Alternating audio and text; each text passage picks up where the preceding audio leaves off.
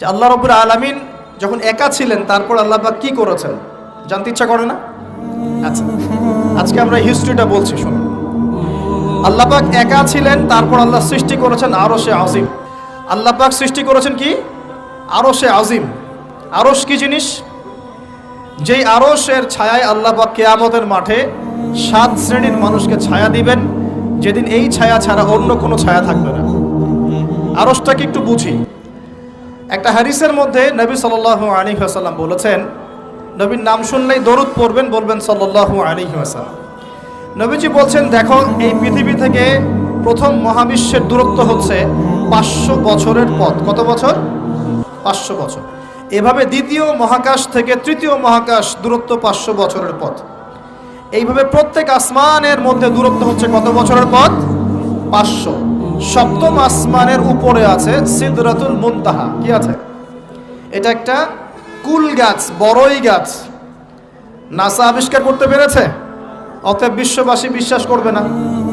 NASA যদি কালকে বলে হ্যাঁ পাওয়া গেছে সিদরাতুল মুনতাহা, তাহলে বিশ্ববাসী বিশ্বাস করবে। একটা শিরকি দর্শন চলছে, কুফরি দর্শন। ও যখন বলবে হ্যাঁ, তখন সবাই বলে হ্যাঁ, যখন তারা বলে না, সবাই বলে না। আল্লাহ পাকের ওহীর জ্ঞানের কোনো মূল্য নাই সবার কাছে, ইল্লা মাশাআল্লাহ। সিদরাতুল মুনতাহার উপরে আছে কুরসি। কি আছে? কুরসি।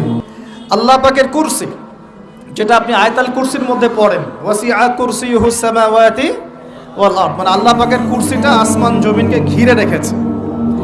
আর বলে রাখি যে প্রত্যেক ফরজ নামাজের পর যে আয়াতুল কুরসি পড়ে, জান্নাতে যাওয়ার জন্য তার একটাই বাধা, মৃত্যু। মৌত হয়ে গেলে জান্নাতে চলে যাবে ইনশাআল্লাহ।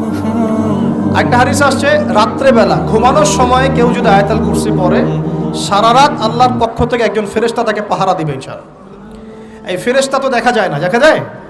তো কয়দিন পর যদি বলে যে যা দেখা যায় না তা বিশ্বাস করা যাবে না, আসলে কিন্তু এপিস্টেমোলজি তাদের এটাই, যা দেখে না তা বিশ্বাস করে না।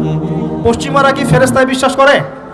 কেন করে না? এটা তো একটা প্রশ্ন, উত্তরটা আমি বলছি আপনাদেরকে। কারণ তাদের জ্ঞান তত্ত্ব হচ্ছে যা চোখে দেখি না, যা পরীক্ষা নিরীক্ষা পর্যবেক্ষণে আসে না, তার কোনো অস্তিত্ব নাই। এটা ওদের ফিলোসফি অফ এডুকেশন, শিক্ষা দর্শন। এটাকে আমরা ফিলোসফির ভাষায় বলি এপিস্টেমোলজি বা জ্ঞান তত্ত্ব। জ্ঞান তত্ত্ব টিচার যারা আছেন তারা বুঝবেন, তাদের জ্ঞান তত্ত্ব এমন। আর আমাদের জ্ঞান তত্ত্ব উল্টা, টোটালি ডিফারেন্ট। আমরা কি বলি? আমরা বলি ওয়াকুলিল হাক্কু মির রাব্বিকুম, সত্য আল্লাহর পক্ষ থেকে আসে। আমরা বলি যে অদৃশ্যে বিশ্বাস না করা পর্যন্ত কেউ মুমিনই হতে পারবে না। ইমানের কয় পিলার? ইমানের কয় পিলার? 6 পিলার।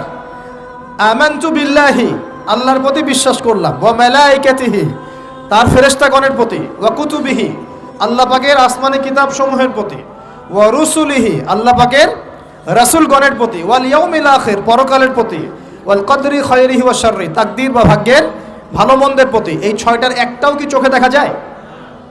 আল্লাহকে দেখেছেন? ফেরেশতা দেখেছেন? আমাদের নবীকেও কি দেখেছেন?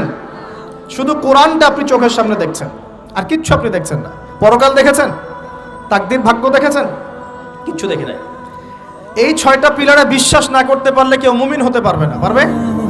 আলিফ লাম মিম যালিকাল কিতাবু লা রাইবা ফি হুদাল লিল মুত্তাকিন। কারা মুত্তাকি? আল্লাযীনা ইউমিনুনা বিল গায়বি। এই যে 6টা গায়েবে যারা বিশ্বাস করে, এরা হলো মুমিন, মুত্তাকি।